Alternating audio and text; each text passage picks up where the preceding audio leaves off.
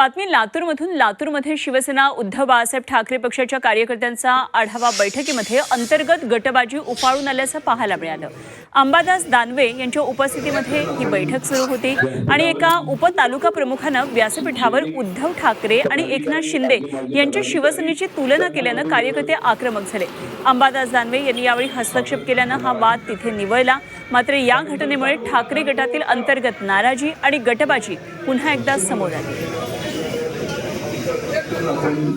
व्यासपीठावरील शिवसैनिक पदाधिकारी आजी माजी पदाधिकारी कोणी भेटले नाही। ते एकनाथ शिंदेचं नाव काढलं, त्यांच्यासोबत गेलेल्या कार्यकर्त्यांचं नाव काढलं म्हणून एक आमचा शिवसैनिक असतातच असे। त्याच्यात काय तुम्ही बघत राहा फक्त।